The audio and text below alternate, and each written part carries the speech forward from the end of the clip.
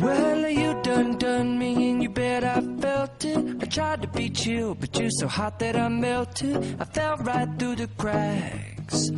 Now I'm trying to get back. Before the cool done run out, I'll be giving it my bestest, and nothing's gonna stop me but divine intervention. Muy buenos días, queridos oyentes. Bienvenidos a un nuevo programa Te Interesa, Te Importa en CLIL Radio TV, la radio que engancha, que enamora, que está por ti, que crece y que te mereces. No more, it cannot wait. I'm yours. Y hoy te interesa y te importa lo que debes saber y hacer ante el despido.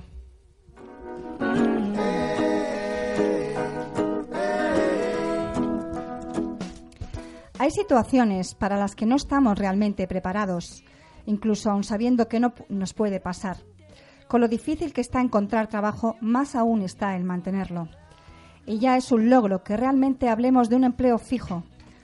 Nos inquieta esa inestabilidad que se respira en las empresas. Cada vez te encuentras con más personas que no duran ni un mes en su puesto de trabajo, y es para pensar. Se trabaja con presión en muchas ocasiones, se respira mucha competitividad, se sigue menospreciando a la gente mayor. No gusta que estés embarazada y mucho menos que te des de baja por depresión. Pero es que en cierto modo, tantos despidos injustos, tanto paro, tanto no saber qué hacer, va desencadenando eso, estrés, ansiedad, depresión. Hoy quiero hablar de las personas que trabajan y que de repente se quedan sin su puesto de empleo, injustamente. Quiero que conozcan sus derechos y antes de ser despedidos tengan claro lo que hay que hacer. Que tras una puerta cerrada siempre hay otra que se abre.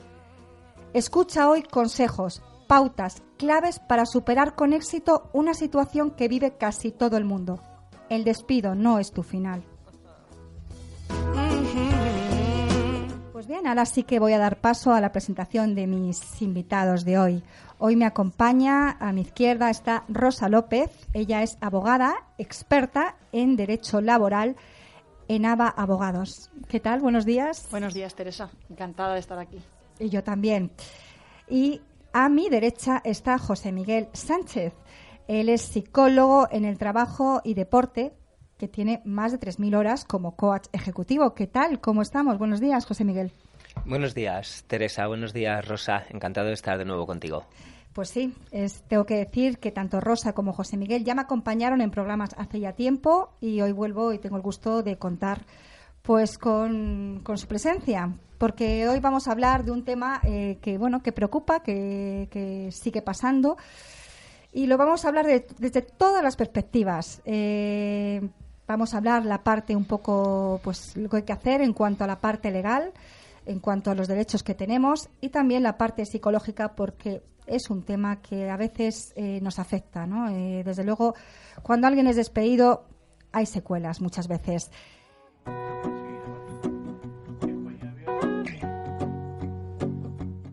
Esta situación te suena, ¿no, Miguel, José Miguel?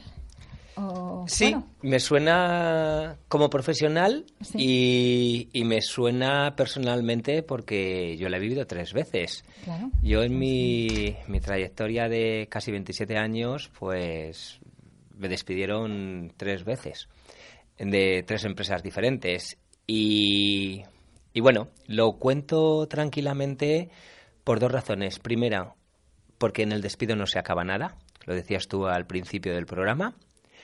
Y el despido puede ser un nuevo comienzo, con lo cual depende mucho de cómo tú lo vivas. Yo recuerdo que mi primer despido tenía 22 años, era un trabajo de fin de semana mientras estudiaba y el día que me despidieron casi me dio lo mismo y con el dinero del finiquito acabé yéndome al Reino Unido donde viví 4 años. Mi segundo despido fue una empresa de Internet, en la burbuja de Internet del año 2000. Yo había hecho un trabajo tremendo, era directivo de esa empresa, pero las cuentas no salieron y, claro, ¿qué hicieron? Pues primero salieron los directivos por un tema de sueldos. No lo llevé nada bien, sentí otra palabra que has dicho varias veces, injusticia, y tardé más de 1 año en recuperarme. Caray. Y el tercero El tercero fue pues trabajar en una multinacional, aceptar pues de vez en cuando hacen un despido general en diferentes países y yo acepté las condiciones que daban y al día siguiente estaba inscribiendo en el notario la empresa que acabé montando hace ya unos años.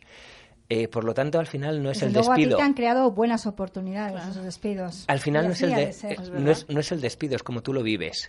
La primera y la tercera las viví desde una emoción adecuada y conseguí hacer cosas mejores de las que estaba haciendo. La segunda no la viví desde ahí y, bueno, pasé un año que no me gustaría que lo pasara a nadie conocido mío, nadie cercano mío, porque no lo llevé bien y de eso hablaremos durante el programa. Efectivamente, no, es que es difícil.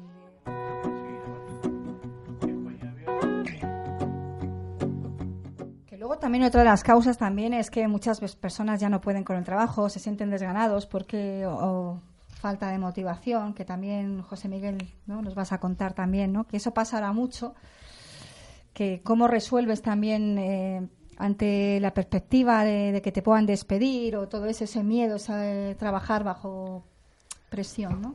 Fíjate, a mí me gusta hablar mucho ya desde, como experto, como psicólogo, desde el ámbito de las emociones. Preguntabas a Rosa al principio sobre, estás viendo que la gente a tu alrededor está saliendo, claro, y estás empezando a pensar que mañana me puede tocar a mí. Sí. Ahí la emoción que aparece en el ser humano es la de preocupación. Es decir, estás anticipando algo negativo que todavía no ha ocurrido, pero que ya te empieza a generar negatividad, preocupación. Imagínate que acaba pasando, que llega un momento en el que eres tú. La emoción que aparece en ese momento es la de miedo. Miedo a cómo me va a ir. Estoy dando por hecho que te han despedido con todas las cosas que estaba contando Rosa, te pagan lo tuyo o vas a juicio, como sea, pero el hecho es que te han despedido y no vas a trabajar mañana ya a esa empresa. La emoción que aparece es miedo. Miedo a cómo me va a ir, miedo a si seré capaz de encontrar otro trabajo o de continuar con mi vida, con mi estatus, etcétera. Ese miedo se convierte en ira. Ira porque es injusto, ira porque no te lo mereces, ira porque a mí, qué mala suerte, cualquier excusa que te pongas. Pero la emoción que aparece es ira. Claro, esa ira no te sirve para nada. ¿Y por qué digo no te sirve para nada? Porque la decisión no está bajo tu control. La decisión la ha tomado un tercero. Un tercero a veces, como hablaba Rosa con las multinacionales, que está a 10.000 kilómetros de donde ha ocurrido tu despido. Esa ira entonces se convierte en frustración. La frustración es una de las emociones peores que puede tener el ser humano. La frustración te lleva a la enfermedad relacionada con sintomatología psicosomática.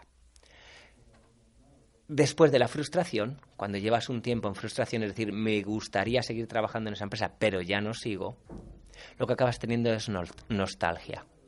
Esta última emoción te coloca con lo feliz que yo era cuando empecé a trabajar en esta empresa, con lo bien que me iba, con los buenos momentos que pasé. Y aquí, para mí, es el punto de inflexión. Aquí la persona puede tener dos opciones. Una, se queda anclada a esa nostalgia y entonces cae en un lenguaje víctima. Es que qué mala suerte, es que porque a mí. Y eso lo va a reflejar en cada una de las entrevistas de trabajo que tenga. Esa baja autoestima. Perdóname, que cuando son despedidas, después pasan mal el tema de encontrarse con gente que les pregunten por su trabajo y tengan que contar, pues mira, me han despedido. Simplemente ya al contarlo, al encontrarse gente, ¿qué les dirías a esas personas? Pero fíjate, antes de que les dirías, de ir a las soluciones, claro, las personas tienen que entender lo que están viviendo. Tú no quieres hablar de ello porque la emoción que te provoca a ti es muy negativa. Por lo tanto, si tú hablas de ello desde esa emoción, al final estás hablando con un lenguaje víctima. Lenguaje víctima que trasladas a los demás y lenguaje víctima que no te permite a ti buscar soluciones. Lenguaje víctima que, como decía antes, además te va a llevar a que en la entrevista de trabajo nueva que tengas vayas con esa baja autoestima, con ese incluso a veces creer que es que no valgo, que es que no lo hice bien, etcétera.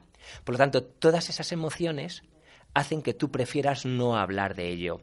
Y como te decía, el punto de inflexión es ese momento de nostalgia, donde o te quedas ahí anclado, o decides empezar a cambiarlo y reseteas esas emociones y empiezas a trabajar desde otras emociones y empiezas a ver el despido como lo que es. Es algo normal, por desgracia. Es algo normal que nos puede ocurrir a todos, a cualquiera. Yo creo que todos hemos pasado alguna vez por ello.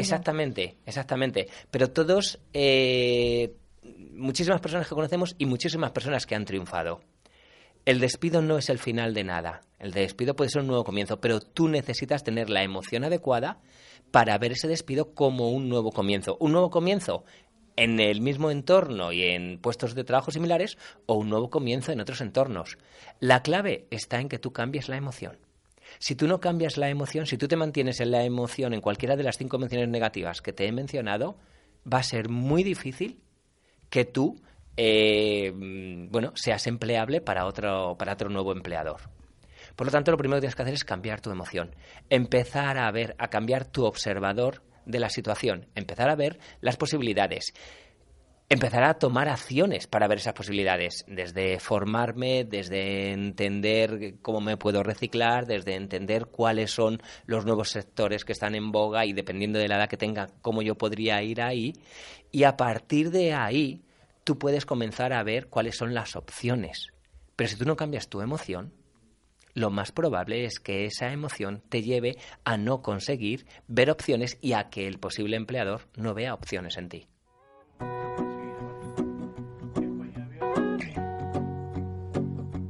Si me permites, Rosa, ese momento, esa frase que tú dices, esto no puede quedar así, la emoción que está ahí es la ira. Sí, claro, pero es una ira que no consigue resultados. Claro. Salvo en Estados Unidos, que tú puedes coger una pistola y matas a tu jefe y ya está. Y entonces, sí, entre comillas, has conseguido un resultado. Por suerte en España no estamos ahí. Entonces, esa ira, no puede quedar así, tratan de solucionarlo, en vuestro caso, con un abogado. Y claro, el abogado le dice, no, es que va a quedar así porque lo que tenían que darte, lo que te corresponde, es lo que te han dado. Pero esa emoción, si la persona no es capaz de gestionarla, esa emoción se la va a llevar a la siguiente entrevista. Y esa emoción va a hacer que el siguiente entrevistador, aunque tu currículum sea muy bueno, decida no contratarte porque no quiere personas desde esa emoción. Porque no van a hacer equipo, porque no van a ser buenos con sus clientes, porque no van a ser buenos con sus colaboradores, etcétera, etcétera. Es que antes de ir a la entrevista tiene que tener resuelto él como persona el problema del despido, o sea, aceptarlo. Absolutamente. ¿No? Mira, tenemos dos opciones. ¿Recuerdas cuando os hablaba del punto de inflexión? El punto de inflexión está ahí. Tú puedes resignarte, que es la nostalgia de la que hablaba antes, y decir, bueno, pues me resigno, me han echado, qué pena, no me lo merecía, etcétera. O tú puedes aceptar que el despido es parte de una vida laboral, en la mayoría de los casos. Y aceptarlo. ¿Cuál es la diferencia entre estas dos emociones? Resignarme, cuando yo me resigno, todo mi foco está en el pasado presente. Todo mi foco está en aquellas cosas que ya no van a volver. Por mucho que yo le diera a la empresa, como decía Rosa, si es que yo hice tal, si es que me quedé 2 noches porque había que terminar un proyecto. Mejor no pensar tanto en eso, ¿no? Resignarte es poner el foco en el pasado, sí, que es el único lugar sobre el que no tienes capacidad de cambio. ¿Cuál es la diferencia con la aceptación? En la aceptación tú no cambias la emoción. Es decir, a mí que me despidan no me gusta. Pero yo puedo aceptar que el despido es parte de la vida, que esta vez me ha tocado a mí por la razón que sea, pero mi foco está en el futuro. Mi foco está en el único lugar donde yo puedo cambiar cosas, que es cómo yo mañana voy a ir a buscar trabajo, cómo yo mañana voy a contactar con todas las personas que me pueden ayudar, cómo yo mañana me voy a presentar a una entrevista de trabajo, cómo yo mañana me voy a formar o me voy a reciclar o me voy a resetear. Da lo mismo, pero tu foco está en el único lugar donde tú realmente puedes cambiar cosas. Esa es la diferencia. De la edad, cuando te pasa esto con, 40 y tantos, ves la dificultad de encontrar un nuevo empleo, ¿qué le dirías a esa persona, José Miguel? Fíjate, a mí no me gusta hablar de la edad. Ya. Yo he conocido... Desgraciadamente a mí... pero la tienen en cuenta, la tienen muy en cuenta. No, me refiero es una persona de 45 años, que se habla mucho de los mayores de 45, sí, le quedan 20 años. Por supuesto. 20 años o 22, experiencia. porque ahora está en 67. Eso, digo, o 22 muchos años. 40 años. 22 años de profesión. Vamos, es que puedes empezar casi una carrera nueva. Entonces, ¿por qué te digo a mí no me gusta hablar de la edad? A mí me gusta hablar de la actitud, del estado en el que tú identificas y gestionas lo que te está pasando. Y yo he conocido a personas con 20 y pocos años que no lo han gestionado nada bien y se han hundido durante un tiempo. Mi propio caso, mi segundo despido, tenía 31 años. Era súper empleable, pero yo no quería. ¿Por qué no quería? Porque estaba en esa nostalgia, en esa resignación, en ese sentido de la injusticia. Y he visto personas que han sido despedidas con 43, con 45, con 47 años y se han reseteado y han decidido que su vida o iba a continuar por ahí, si lo decidían así, o iba a continuar por otro lado. ¿Cuál es la diferencia? La diferencia es la actitud, la emoción, el estado de ánimo que Totalmente. tú decides tener en ese momento. Desde luego es importantísimo para gestionarlo mejor, o sea, lo mejor posible. No es un tema de edad, es un tema, fíjate, o si habláramos de edad psicológica, de cómo tú lo vives.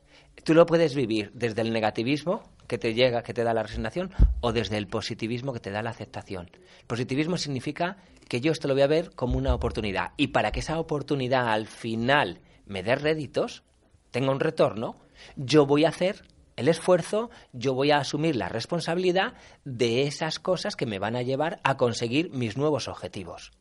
Pero me olvido ya del despido. Es como en el deporte. El partido que jugué el fin de semana pasado ya no va a volver. Me tengo que centrar en el partido que jugaré el fin de semana que viene, que es el único en el que yo puedo cambiar algo. Pero ¿y si has cometido errores, imagínate, en ese trabajo, aunque no, bueno, ¿cómo sabes esos errores que has cometido? Si simplemente dices, venga, ha pasado ya, no voy a pensar en ello, ¿cómo recaes en esos errores? Porque muchas veces, hombre, no la mayoría, pero también yo creo que es parte tanto de la empresa como del empleado, a veces se cometen errores, ¿no? Mira, y a veces no sabes descifrar esos... Esa es muy buena pregunta. Desde la aceptación, tú vas a ser capaz de hacer un análisis y de identificar qué responsabilidad tienes tú en lo que ha pasado. Además, yo buscaría ayuda. Es decir, si tengo la oportunidad de que mi empresa me dé un feedback, lo voy a pedir. Un feedback de por qué han tomado esa decisión. Y cuando hablo de un feedback, hablo de, oye, pues cuáles han sido los motivos, pues nos hubiera gustado más en este proyecto, que lo que sea. Si tengo esa oportunidad, también la voy a pedir. Pero además, puedo hablar con mi jefe y pedirle un feedback. De hecho, en muchas compañías hablaba Rosa de las multinacionales. Yo casi siempre he trabajado en multinacionales.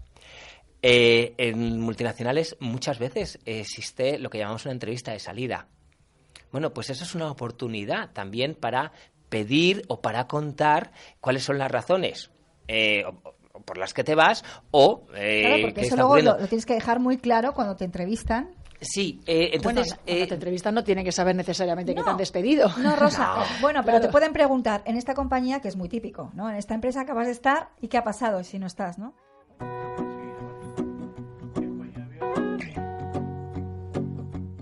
Permitís, yo he tenido la suerte de, siempre que he trabajado por cuenta ajena, hacerlo en multinacionales, con lo cual ahí, al menos en mi experiencia, el factor humano en cómo desvinculabas a la persona era muy importante.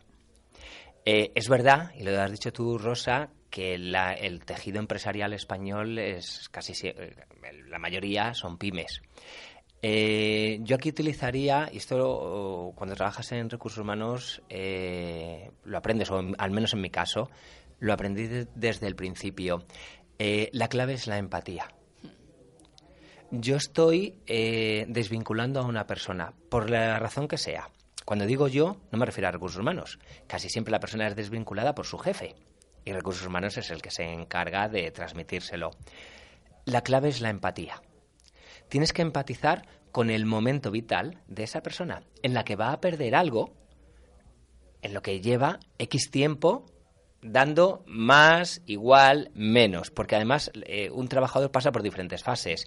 En un primer momento hay mucha entrega, hay mucho compromiso, pero ocurre cualquier cosa y esa entrega, ese compromiso empieza a bajar y llega un momento en el que su rendimiento baja y a lo mejor puede haber una causa objetiva de despido en el sentido de rendimiento, no hablo de la parte legal, en el sentido de rendimiento, pero el trabajador no empezó así. En su primer día de trabajo no era así. En su primer año probablemente no era así. Han ocurrido una serie de cosas. Por lo tanto, la empatía es clave. Cuando tú estás comunicando, no solamente por escrito, sino el cómo se lo dices. Estás desvinculando a esa persona y le estás deseando lo mejor en su nueva vida. Muchas veces, mira, una de las cosas que yo más he visto en despidos es que la persona no se ha adaptado a la cultura de la compañía. No ha sido un tema de capacidades, no ha sido un tema de habilidades. Simplemente la cultura era diferente a la de la que él provenía, la cultura empresarial me refiero. Hay que tener muchísima empatía. En la vida hay que tener muchísima empatía. Para mí es la emoción clave. Cuando estás desvinculando a alguien, también. Porque sabes que es un momento muy duro para la persona por las emociones que os contaba antes. Si lo estás haciendo de la mejor manera y además, pase lo que pase, o la decisión la va a tomar un juez si no estáis de acuerdo, o si estás dándole lo que le corresponde a la persona, la decisión en ese momento ya es la válida. En ambos casos yo siempre trabajaría desde la empatía, desde entender que para esa persona se produce una pérdida. Es igual que cuando te divorcias o es igual que cuando pierdes un ser querido. Perder tu trabajo es una pérdida. Es una pérdida muy importante para el ser humano. Y cuando tú estás informando, comunicando esa pérdida, tienes que empatizar con ese momento vital. Independientemente de lo que pase a nivel legal, que ahí los expertos sois los que sabéis. Pero yo estoy hablando del momento de la comunicación. Tiene que ser una comunicación empática. Sería maravilloso que realmente pusieran sobre la mesa realmente el motivo real por el cual se te despide. El feedback.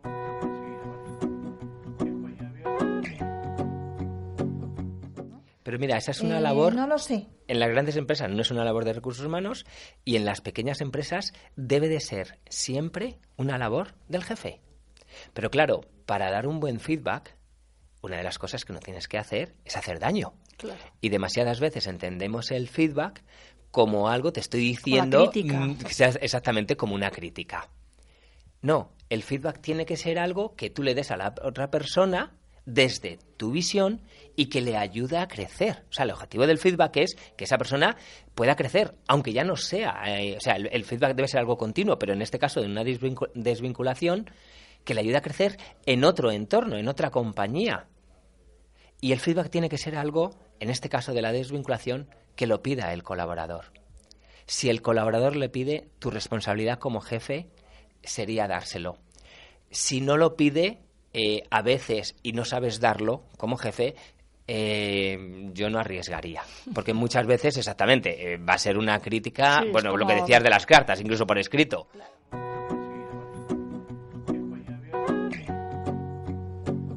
Me quedan escasos minutos. José Miguel, ¿quieres, respecto a todo esto que estamos comentando, se quedan muchos temas pues pendientes, ¿no? A lo mejor, pero bueno, alguna reflexión que quieras apuntar. Mira, más que una reflexión, a mí me gustaría un consejo también. Añadir algo, es decir, sí. ¿Y el después? ¿Qué? Efectivamente. Es decir, ya pasa todo esto, he trabajado con los abogados propios, los de la empresa, y ya esto es un hecho. Claro. Y yo he recibido lo mío, o el juicio está en curso, etcétera. ¿Y ahora qué? Buscar trabajo es un trabajo.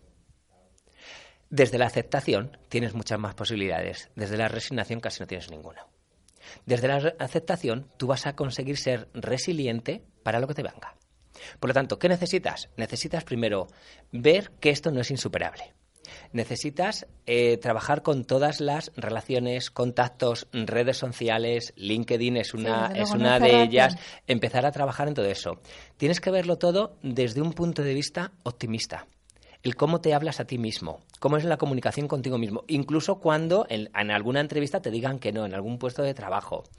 Tienes que generar nuevas rutinas, porque como decía antes, buscar trabajo es un trabajo.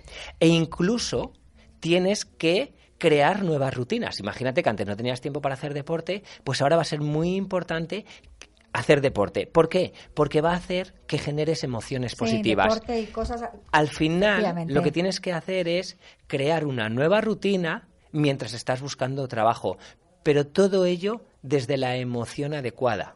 Y la emoción adecuada es una emoción de entusiasmo, de ilusión, de confianza, de creer en ti mismo. Por supuesto, que no es el final, lo hemos dicho, el despido, y se sale, por supuesto, con esa actitud optimista, positiva, de que realmente... Si quieres salir... Efectivamente, y además es que es bueno hacerlo. Y por último, buscar ayuda. Dices, efectivamente, ayuda. Que es decir, que la gente está encantada de poder ayudar. Claro, a veces dices, a mí se me rompe una tubería en casa y llama a un fontanero. Tengo un problema de autoestima, de estrés, y no voy a un psicólogo, a un terapeuta. Bien. No, desde luego. Es una opción siempre en esos momentos. Muy buena anotación. José Miguel, ¿dónde te podemos encontrar? ¿Dónde te pueden encontrar los oyentes? Bueno, mi web, www.jmiguelsanchez.com. Y Rosa.